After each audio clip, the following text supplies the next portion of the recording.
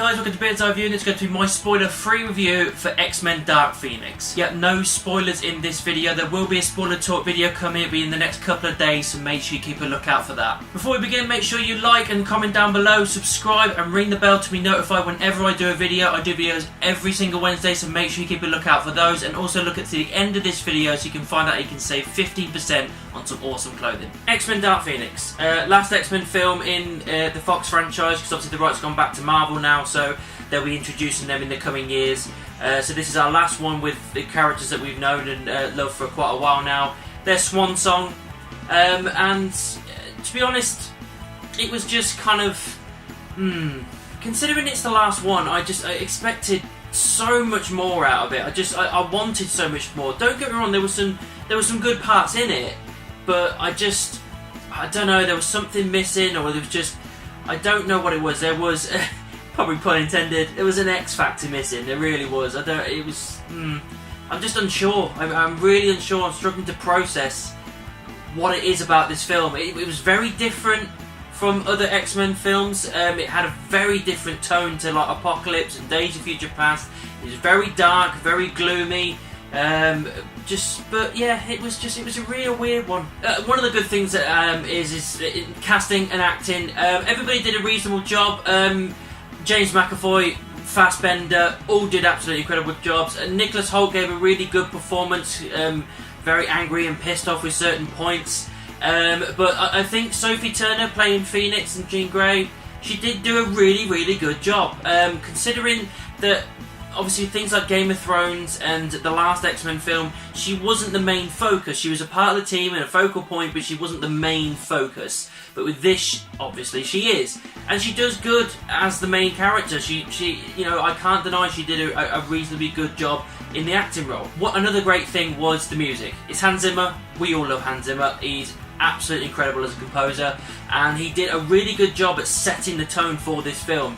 Every little moment he had with the music just set it for this dark, ominous, desperate, depressing and dark feel to it, and it worked very well, the music. And it was one of the main things that was keeping me hooked in. It was one of the main things that tried to get me to focus on this film, which it was, even though the film was a little bit of a hot mess. But yeah, the music was great. Special effects, can't really grumble at any of those. Everything I saw I really liked. All like the kind of like veins going around Jean Grey's face when she's in the kind of going Phoenix mode, and that was all great.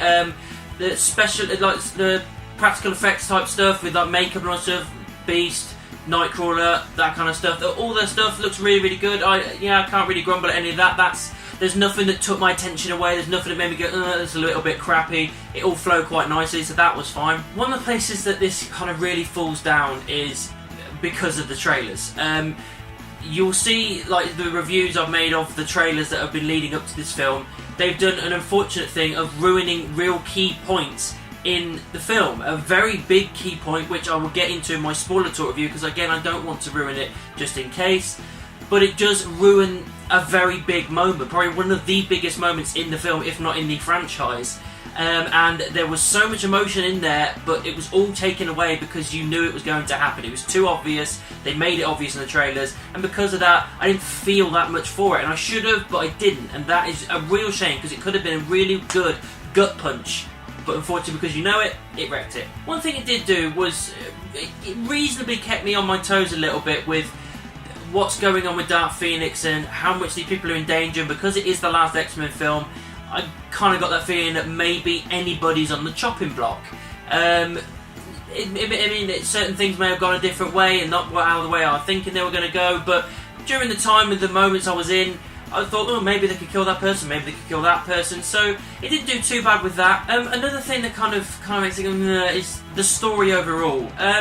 It's fine, but it's just, there's a lot of kind of things you're just meant to accept. Things that happen, again, I can't go in because of spoilers, but there's something going on with the white-haired lady that you see in the trailers, her and some other people, and you're just not told about why they are, what they're doing, where they're from, and their rhyme and reason is just, it's just there to happen, and it's just there to get from one stage to the next, and it's kind of annoying. Jennifer Lawrence, Mystique, phoned in. Just phoned in. It was a bit phoned in Apocalypse. In this, it was completely phoned in for reasons I'll go into in my spoiler talk video.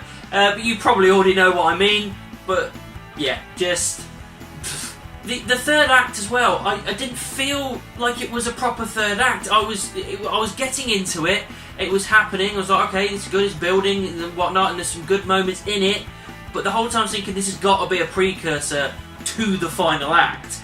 And it wasn't really. It just kind of stopped, and then it had that last moment, and then it was over. And I'm just kind of like, I wanted more. I wanted so much more, and it just didn't give me enough for a final X-Men film. It wasn't enough. The relationship between Cyclops and Jean Grey, it really didn't feel too developed, to be perfectly honest. They're already in a relationship, they're already together in this, even though they kind of liked each other in the last film, but this, they've been together for a while by the looks of it. And I didn't feel as invested in that relationship as I should have been. I don't know, I definitely felt more invested in Logan and Jean Grey in the original, films.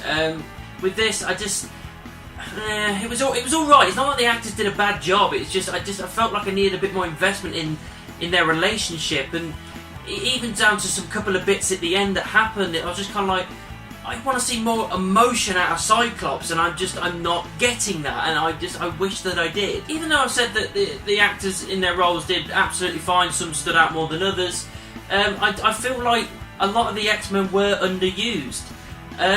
Quicksilver, I'm not going to go into too much spoilers, but he's not in it that much. He really isn't, and it's a shame, because he's a really cool character and you just don't get much. And then the ones that are in it, they do have their moments, but they're there for kind of fighting fodder more than anything. It's not really like big emotional gut punch moments, to be honest. Considering how dark this film is trying to be, or attempting to be, I just wanted a little bit more out of the characterization rather than just there to use powers. The ending, again, not going into spoilers, that will come later on, but it ends on an okay note with certain characters, and then they kind of leave a cliffhanger at the end.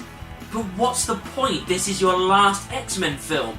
There are no end-credit scenes, because I didn't think there would be, but they leave it on a cliffhanger to make you think, oh, there might be something else, but there won't be. We know they won't be. That is done. So I find it weird how they kind of left it on a cliffhanger, or maybe it's some kind of thing of hope or something, I don't know, but again, why leave something on a cliffhanger like that? It's like the ending of Game of Thrones. Why would you leave certain things open? With this, it's the same thing. Why leave something open? You want a closed book. You want it like, right, that's done. We finished that franchise, it's over.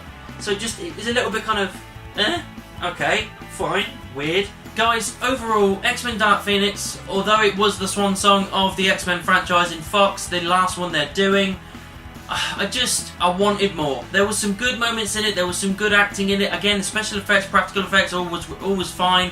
The music was absolutely incredible, can't deny that. But I felt I wanted more out of my characters, I wanted more of a finale, I wanted more of a fucking end to the franchise, a proper end.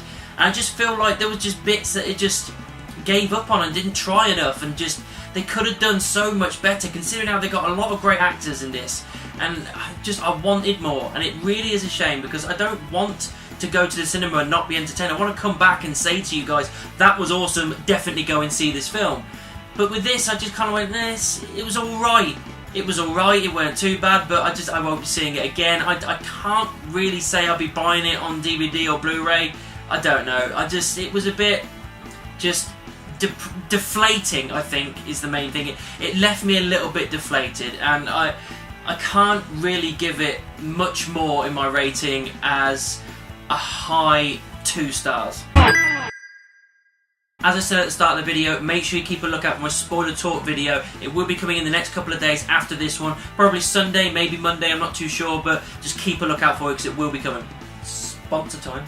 This video is sponsored by The Glory Collective. Apparel, accessories and prints. Use promo code GLORYBEARD15 to get 15% off all purchases. The Glory Collective. For the seekers. So that's what I thought of X-Men Dark Phoenix. What did you think about it? Let me know down in the comments. Make sure that you subscribe and ring the bell. If you want to find me on social media, check any of these. All links are in the description, and I'll see you soon.